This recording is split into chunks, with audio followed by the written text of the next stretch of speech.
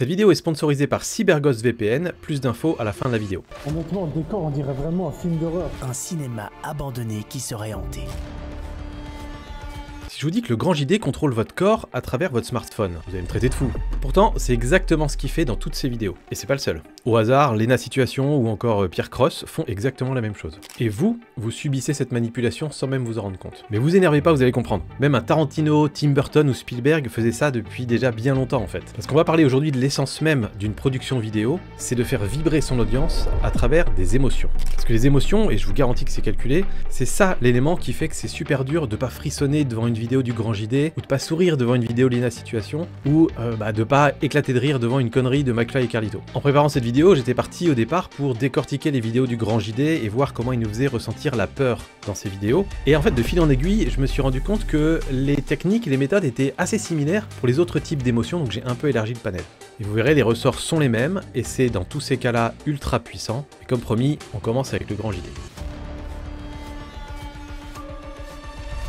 Le grand JD, en deux mots, si vous connaissez pas, c'est le roi des sensations fortes, du frisson, de l'horreur sur YouTube, et largement devant les autres. Parce que ouais, des chaînes YouTube sur la même thématique, paranormal, trucs de fantômes, etc., en fait, il y en a plein, mais peu sont aussi efficaces que celles du grand JD. Et à mon sens, l'élément vraiment différenciant, c'est sa maîtrise des techniques pour provoquer l'émotion chez son spectateur, et on sait que les émotions sont ultra importantes dans ce genre de vidéo. Et sa technique numéro 1 pour susciter des émotions dans son audience, c'est de créer une atmosphère.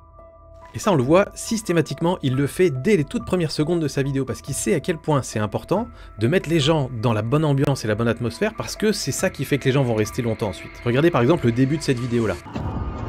Aokigahara est la forêt la plus hantée au monde. C'est un lieu à la fois rempli de légendes sombres et d'histoires d'esprit depuis des siècles. Et depuis quelques dizaines d'années, cette forêt est aussi devenue tristement célèbre pour être un des lieux où l'on se suicide le plus au monde. Je sais pas vous, mais moi je ressens un peu un mélange de peur, d'angoisse et aussi un peu d'excitation, j'ai envie de savoir ce qui va se passer. Alors comment on fait pour créer une atmosphère dans une vidéo YouTube? Alors le premier élément déjà, c'est le champ lexical. Là, dans les 15 premières secondes, il a utilisé pas moins de 5 mots sur le champ lexical de l'épouvante. Hanté, légende sombre, esprit, tristement, suicide. Et pour renforcer ça, il les met avec des superlatifs en plus. La forêt la plus hantée, un des lieux où on se suicide le plus au monde. Donc tout ça va créer des attentes très fortes de notre part, nous les viewers, parce que tout ce qu'on veut, une fois qu'on a eu tout ça, c'est la peur. La peur qui est une des 6 émotions primaires selon Pixar. Donc si les vidéos sur le paranormal c'est pas votre cam, vous vous doutez bien que tout le panel des autres émotions peut aussi être activé avec les mêmes techniques. Et si t'es créatrice ou créateur de vidéos, pose-toi la question, quelle émotion j'ai envie de faire ressentir à mon audience? Et ça, très en amont dans le processus de création. Nous avec nos clients, on fait ça tout le temps, en particulier au moment où on travaille sur l'angle des vidéos. Parce que si l'angle pour intéresser à votre sujet sous-entend le fait qu'il va y avoir une émotion quelconque dans la vidéo, forcément vous allez améliorer le taux de clic, et en plus comme il va y avoir de l'attente de cette émotion, vous augmentez aussi la rétention. Et c'est pas tout, parce que après le visionnage, vous aurez alors provoqué quelque chose d'encore plus fort qu'un taux de clic ou qu'une rétention, c'est la captivation. Vous aurez marqué l'esprit de votre audience, qui fait qu'ils vont vouloir revenir encore et encore. À la limite, peu importe si votre titre, votre miniature ou votre rétention derrière elle est bonne, vous les avez marqués, ils veulent revenir, ils sont accrochés. Mais admettons que vous choisissiez de vouloir provoquer la peur. Creusez encore un peu plus l'émotion pour être plus précis. Est-ce que vous voulez provoquer de la tension? Est-ce que vous voulez provoquer de l'effroi ou de l'appréhension? C'est pas exactement la même façon de faire. Et si au contraire vous étiez parti sur l'émotion de la joie, est-ce que c'est de l'euphorie? Est-ce que c'est du soulagement? Est-ce que c'est de l'amusement? Il y a plein de variantes finalement. Alors j'en vois déjà qui vont me dire, ouais, mais pourquoi il faut anticiper tout ça? Pourquoi pas simplement faire la vidéo, puis voir les émotions que les gens ressentent en la regardant? Le problème en faisant ça, c'est que 9 fois sur 10, l'émotion que les gens vont ressentir va être rikiki. Ou alors pas d'émotion du tout.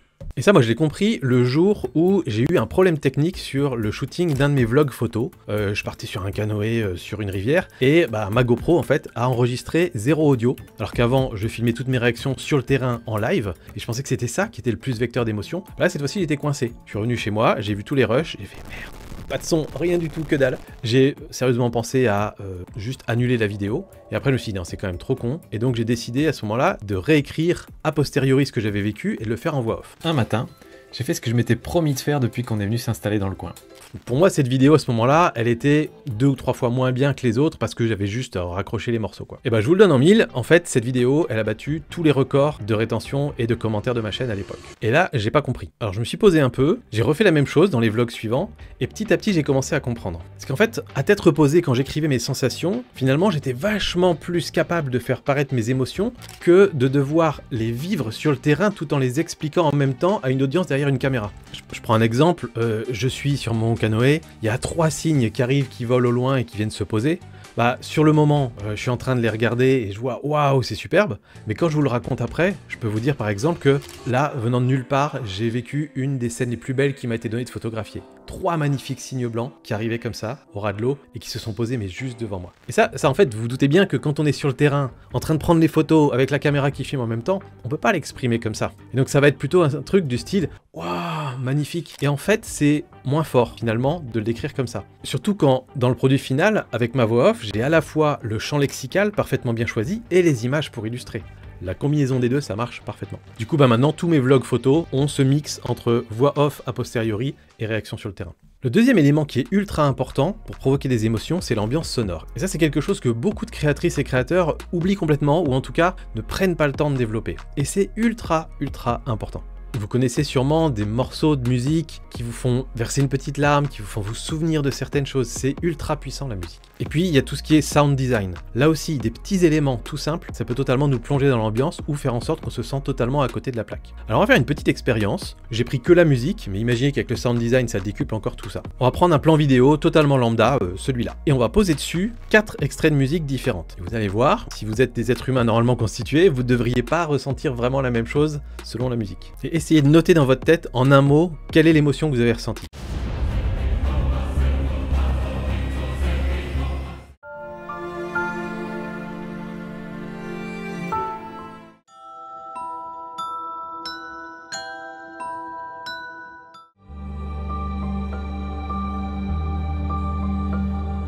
Vous avez vu, c'est balèze, hein. Et juste la musique, c'est-à-dire qu'il n'y a pas de voix off, il n'y a pas de sound design, il n'y a rien. Juste la musique, je trouve que ça donne un relief de fou et surtout ça donne du contexte à l'image. Moi perso, si je devais faire des voix off sur ces extraits-là, bah, ça donnerait ça. Les soldats à bout de force arrivèrent enfin en vue de la forteresse imprenable. C'était leur dernier rempart. La princesse, derrière les murs froids du château, contemplait tristement un avenir qui n'arriverait jamais. Cette nuit-là, les villageois entendirent des cris d'horreur venir du château et décidèrent alors de ne plus jamais s'en approcher. Les oies sauvages entament alors leur long voyage vers le nord, en passant notamment devant le château de Wachstein en Bavière. Comme quoi, vraiment une seule musique peut déjà tout changer. Et à ce propos, on est tombé sur une étude surprenante. C'est les chercheurs de l'Université de Californie qui ont fait appel à 2000 personnes et qui ont étudié plus de 2000 extraits musicaux pour voir quelle émotion ils allaient poser sur chacun de ces extraits. Et c'est des personnes qui venaient de toute culture, de tous âges, de tout milieu. Et ils ont découvert en très grande majorité que tout se classait dans 13 émotions distinctes. Donc je vous les affiche ici. Et prenez-les en note parce que quand vous allez chercher des musiques, souvent c'est une bonne idée de chercher de la musique qui va coller parfaitement avec une de ces émotions-là. Donc déjà en anticipant l'émotion que vous voulez faire ressentir et en choisissant avec soin la bonne musique, bah, le spectateur va déjà imaginer ce qui va se passer par la suite, il se donne du contexte et donc vous l'avez déjà préparé à devenir une éponge à émotion quoi.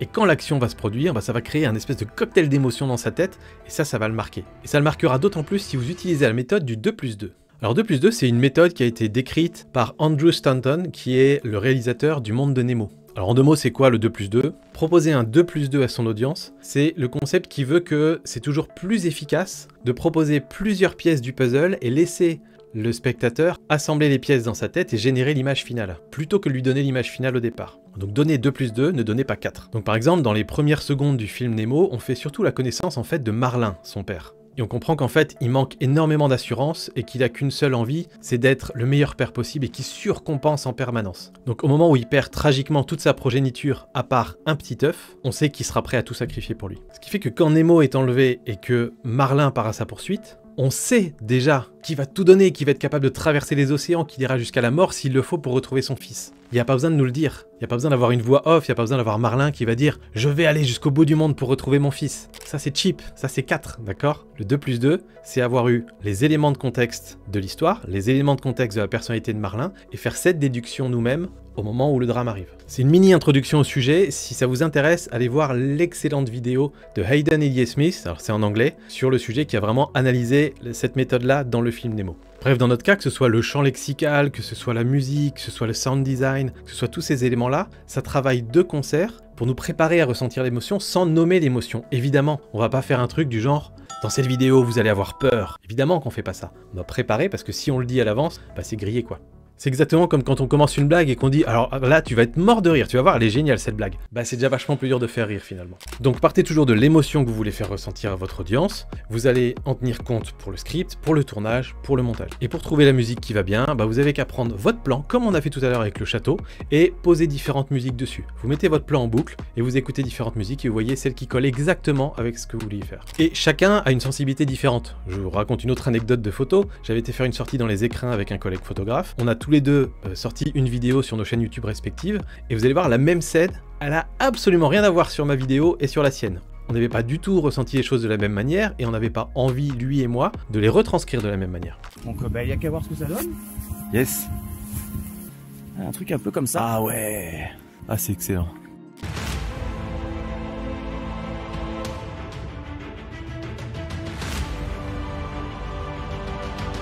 Entre nous, je trouve que sa vidéo est quand même vachement plus stylée que la mienne. Pour aller au bout de ce chapitre musical, parce que dans la dernière vidéo, on m'avait dit que j'étais pas allé suffisamment au bout des concepts, une fois que vous avez identifié l'émotion, la peur, bah il y a les sous-émotions. Et donc là aussi, vous pouvez avoir certaines musiques qui, en fait, 3 musiques différentes qui vont provoquer de la peur, mais pas le même type de peur. Donc à nouveau, 3 extraits, notez dans votre tête le type de peur que vous ressentez.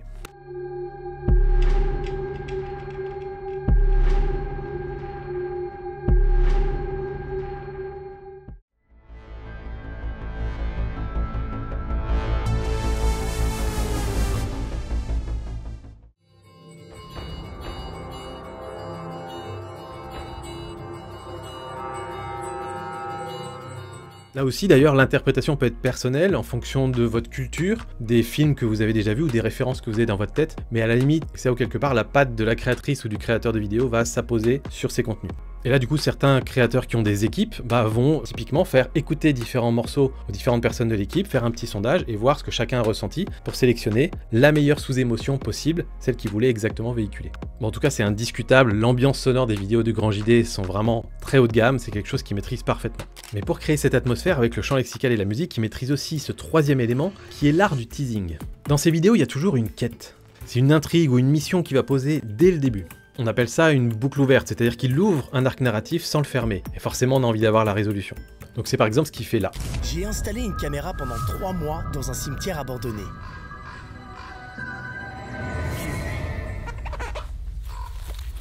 La caméra va rester ici, fixée à l'arbre, et s'enclencher automatiquement dès que quelque chose passe devant.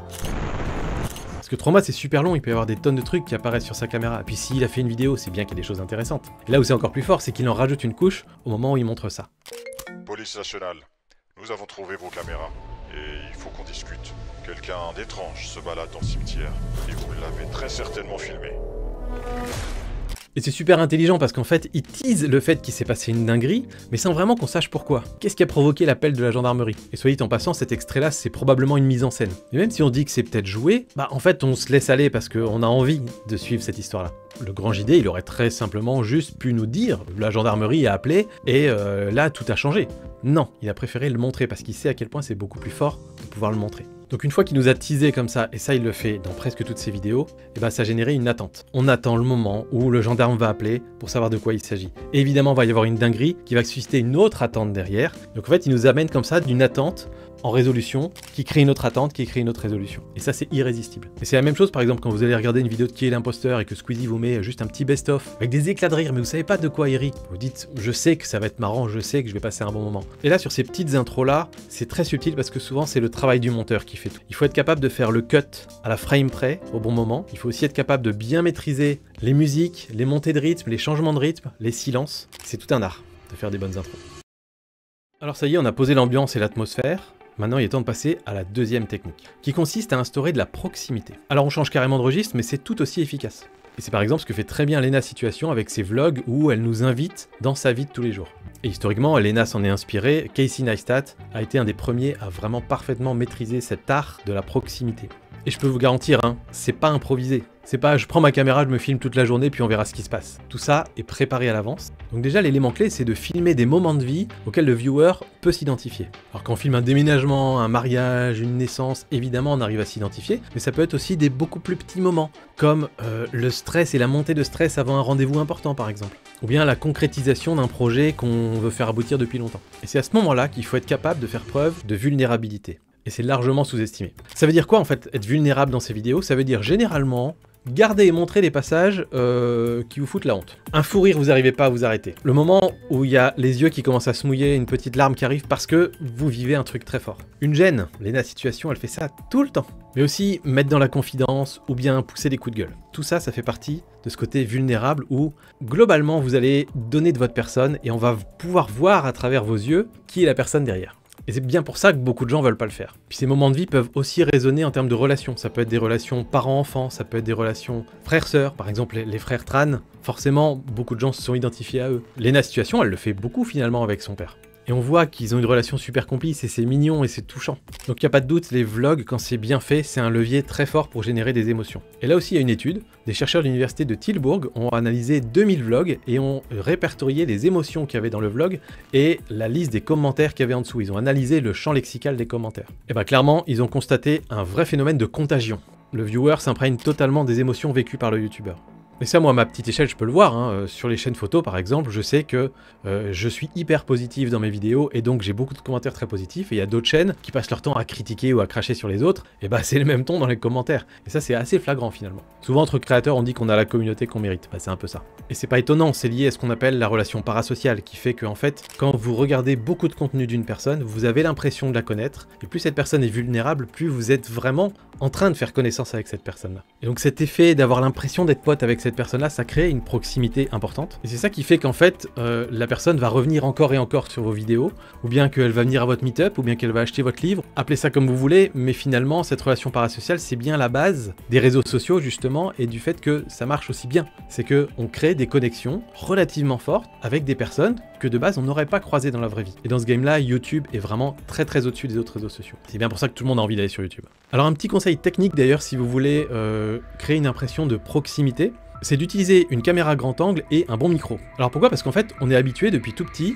à ce que quand on a des plans grand angle, on ait l'impression d'être proche de la personne, et puis même les proportions du visage vont changer, alors que si la personne se met très loin et qu'on zoome, on va avoir plutôt une vision type journal télévisé, donc qui crée une grosse distance avec la personne. Et pour le micro, c'est plus subtil, c'est qu'en fait, avoir un bon micro qui est près de votre bouche va vous permettre de parler plus naturellement. C'est tout con et c'est incontrôlable en fait. Si mon micro il est à 2 mètres de moi, bah d'un coup je vais me mettre à vous parler comme ça parce qu'en fait je vais avoir l'impression un peu d'être un youtubeur, alors que si j'avais le micro tout près de ma bouche, en vrai je pense que je vous parlerais comme ça. Et vraiment du fond du cœur, parce que j'ai l'impression de parler à quelqu'un qui est très proche de moi. Le créateur a cette proximité qui sort avec son micro finalement, qui est la proximité avec vous.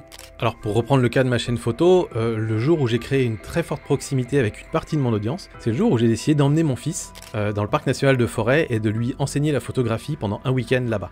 Alors oui, c'est super mignon de le voir parler et apprendre les termes photographiques et tout, mais en vrai, je sais que ça a créé un petit truc dans le ventre là de tous ces papas photographes qui se disent « Dans quelques années, moi aussi je ferai ça avec ma fille, moi aussi je ferai ça avec mon fiston ».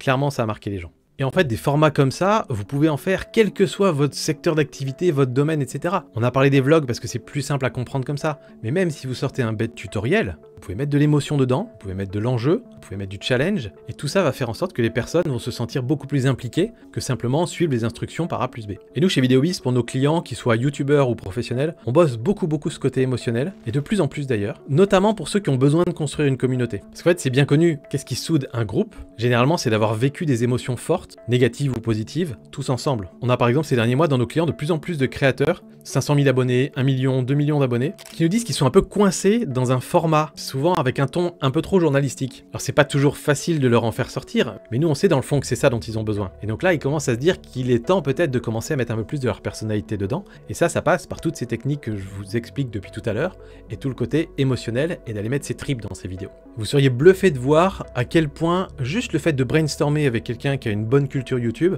ça apporte déjà de très bons progrès dans ce domaine-là. Parce qu'à nouveau, on anticipe, on prépare, et on fait tout ça avant l'écriture et le tournage. D'ailleurs, si vous voulez qu'on discute de votre chaîne et qu'on vous aide à créer des meilleurs contenus et à faire mieux performer vos vidéos, il y a un lien dans la description, vous pouvez prendre rendez-vous directement avec quelqu'un de l'équipe. Et si vous vous dites encore que c'est bizarre de prévoir à l'avance les émotions qu'on veut faire passer dans une vidéo, j'ai envie de vous faire une petite analogie. Alors désolé, c'est le thème du jour, on va rester dans la photographie, mais vous allez comprendre très facilement. Est-ce que vous aimez votre tête en général quand quelqu'un vous dit « Allez, prends la pause » et que vous prenez la pose et que la personne déclenche. Allez, j'ai envie de mettre ma main au feu, je vais dire 9 fois et demi sur 10, vous dites mais quelle tronche de con j'ai sur cette photo. Et en fait c'est normal parce qu'on essaie de forcer une émotion qui n'est pas présente à ce moment-là. Donc ça c'est le côté cringe de vouloir forcer des émotions qui sont pas les bonnes. Bref, comment ils font les photographes de portrait pour avoir des belles émotions? Alors soit ils se posent, mais alors peut-être plutôt comme des photographes de rue, et ils se cachent et ils essaient d'attendre le moment où il y a quelque chose qui se passe. C'est très difficile et surtout très imprévisible. Mais si par exemple vous devez photographier un modèle photo, bah vous êtes obligé de les provoquer ces émotions. Et donc là aussi, il y a des techniques. Mon bon copain Sébastien Roignan, qui a fait énormément de photos de portraits, qui fait du mariage aussi, bah quand vous voulez faire un shooting de marié, vous n'avez pas non plus toute la journée pour attendre qu'il se passe un moment magique. Vous devez les provoquer ces moments-là. Et pour ça, bah, il faut les préparer à l'avance. Je vous donne un petit exemple. Est-ce qu'il vaut mieux vous balader dans la rue et attendre que quelque chose de drôle se passe et que la modèle se mette à rire pour prendre sa photo? Ou est-ce que vous dites, ok, mets-toi là, la composition va être là, prends cette pose avec ton corps, soit relâché, soit attendu, soit machin, et là, je vais te raconter une petite blague. Et donc, à chaque fois, bah, Seb, il a son répertoire de petites blagues bien pourries qui sort, et la modèle finit par rigoler, parce que c'est tellement con qu'elle finit par rire, et là, il déclenche. C'est préparé, c'est anticipé, mais c'est une vraie émotion. C'est ça qui est important à comprendre. Et c'est beaucoup plus facile de procéder comme ça en fait finalement. Et vraiment, sortez-vous du crâne que c'est pas faire semblant ou vouloir tromper votre monde. Et puis en fait, je vous ai menti un petit peu, il y a quand même en réalité un moyen de provoquer des vraies émotions sur l'instant et de les capturer en vidéo. Mais ça demande, paradoxalement, encore plus d'organisation. Vous avez peut-être déjà vu des vidéos divertissement avec des concepts un peu fous, genre les vidéos de Pierre Cross, de Squeezie ou Michon. Ah, pas Michon, putain. Vous avez peut-être déjà vu des vidéos avec des concepts un peu fous. En fait, ils ont un point commun, c'est qu'ils font des concepts de vidéos totalement perchés. Et on le sait, ça génère des émotions fortes pour leur audience et surtout un attachement de dingue. Les fans de Michou, bah, regardent toutes ces vidéos. Et donc en fait, une fois qu'on est attaché à ces personnalités et qu'il y a des concepts absolument incroyables, bah évidemment qu'on a envie d'être là pour y assister, on a envie de voir comment ils vont réagir. Vous allez me dire, ouais ok, mais bon ça c'est du divertissement, c'est des concepts un peu what the fuck, comment moi, petit créateur de contenu sur ma passion ou bien pour ma boîte, comment je peux appliquer ces choses-là? Bah tout simplement en vous inspirant de leur code et en adaptant à votre sauce par rapport à votre thématique. Mais en vrai, tout le monde peut le faire. N'importe quelle entreprise, asso, passionné peut en fait transformer son sujet, sa thématique, ses produits, ses services en une expérience qui va être mémorable. Il y a une chaîne que j'aime particulièrement dans ce domaine-là, par exemple, c'est Pongfinity. Les gars font du ping-pong. C'est chiant à mourir de regarder du ping-pong. Et ben ils ont fait des centaines de vidéos avec des concepts tous plus fous les uns que les autres autour du ping-pong. Et ils ont un sacré business en plus aujourd'hui qui tourne maintenant derrière tout ça. Alors imaginons par exemple que vous soyez pâtissier, bah on peut très bien imaginer des concepts du style grosse battle de cupcake avec 10 autres pâtissiers de ma ville, ou le défi des tartelettes secrètes, on met un ingrédient secret dans chaque tartelette et on le fait deviner dans la rue. Là on est sur des modes un peu challenge, type un peu jeu télé, etc. Mais ça marche très bien. Et on peut aussi très bien même par exemple faire du storytelling.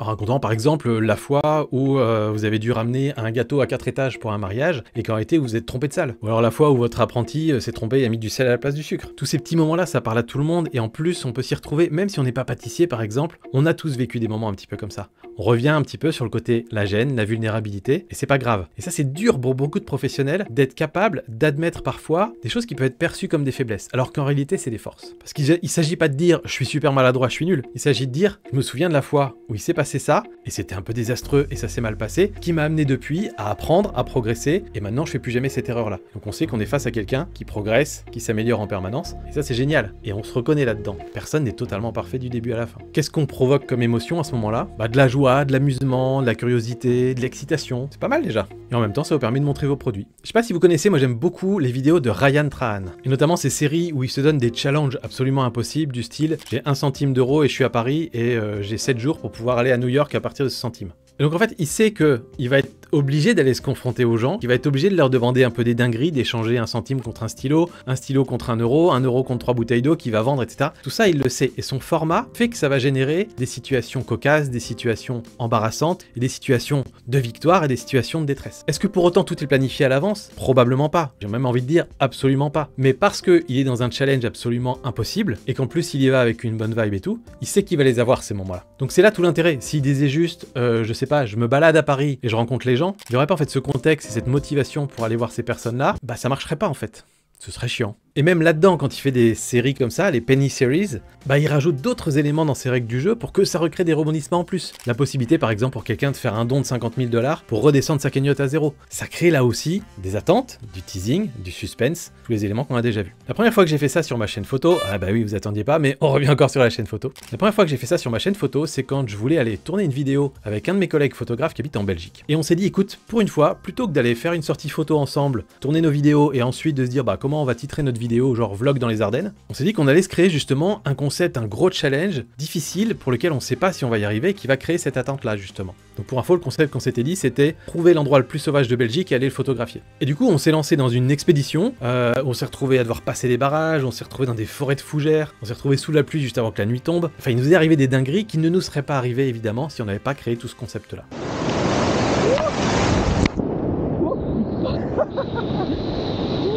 Donc gardez à l'esprit que c'est important aussi de faire preuve d'audace et de créer des formats décalés, des choses sur lesquelles on vous attend pas. Et ça on en est tous capables en fait, surtout si le sujet vous passionne. Il faut juste un peu d'imagination et de fantaisie. Allez, un dernier exemple pour la route, c'est le youtubeur Cocadmin que j'ai découvert moi à l'époque, au moment où, donc lui il fait du code, voilà, code, programmation et tout, et je l'ai découvert au moment où il s'est lancé dans un truc totalement débile. Il disait moi je suis une grosse feignasse, j'aime manger des McFlurry, mais une fois sur deux, quand je vais au McDo, il n'y a plus de McFlurry.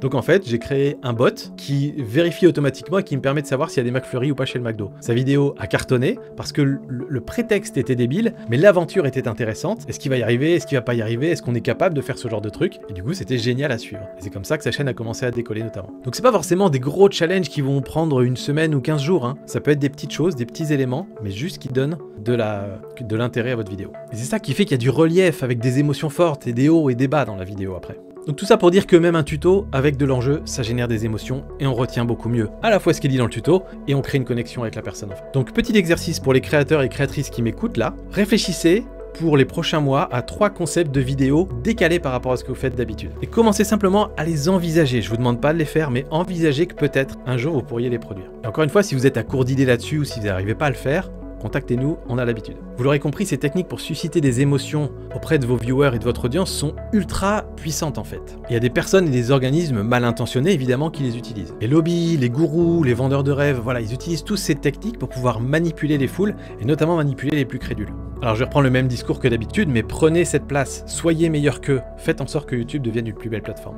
Et à ce propos, c'est grâce à CyberGhost VPN que j'ai pu passer autant de temps sur cette vidéo et je les en remercie vraiment. Alors déjà, ce VPN il est parfait pour masquer votre adresse IP et sécuriser votre connexion, notamment quand vous êtes dans les aéroports, dans les cafés, dans les hôtels, etc. Avec CyberGhost VPN, toutes vos données passent dans un canal sécurisé. Votre adresse IP est invisibilisée et vos données sont cryptées. Personne ne peut voler vos données ou connaître vos activités en ligne. Moi sur YouTube, je m'en sers pour pouvoir tester des fonctionnalités localisées. Par exemple, vous saviez peut-être pas, mais il y a des mini-jeux aujourd'hui qui sont disponibles sur YouTube, seulement aux États-Unis. Donc grâce au VPN, je me connecte et ça me permet de tester ces jeux alors qu'ils ne sont pas disponibles en France. Et je m'en sers d'une façon générale pour tester plein de fonctionnalités qui sont sorties ailleurs et qui ne sont pas encore disponibles chez nous.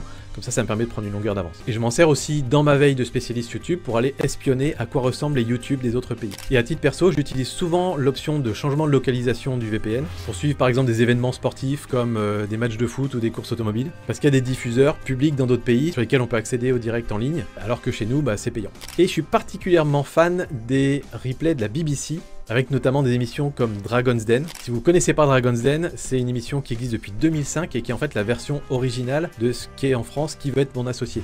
Quand on parle de pâle copie, on va dire, là on a un bon exemple, Dragon's Den c'est vraiment quelque chose, je vous conseille d'aller voir. Et ça marche bien sûr pour accéder aussi au catalogue internationaux des plateformes de streaming. Avec un seul compte, vous pouvez connecter jusqu'à 7 appareils de type ordi, tablette, smartphone, donc du coup c'est parfait pour le partager avec la famille ou les amis. Si vous les connaissez pas, CyberGhost VPN c'est un des meilleurs VPN au monde avec 38 millions d'utilisateurs et une notation excellente sur Trustpilot. Et c'est aussi le moins cher des grands noms si vous prenez un abonnement de 2 ans. Dans ce cas-là, vous pouvez en profiter pour 2,03 € par mois, c'est très précis. C'est 83% de réduction et 4 mois gratuits. Donc à ce prix-là, cette appli, elle protège vos données quand vous naviguez sur le web et elle vous donne accès à tous les contenus habituellement bloqués dans votre pays. Je vous mets le lien dans la description, allez jeter un coup d'œil. Merci beaucoup CyberGhost VPN de soutenir la chaîne et moi je vous dis ciao les créateurs.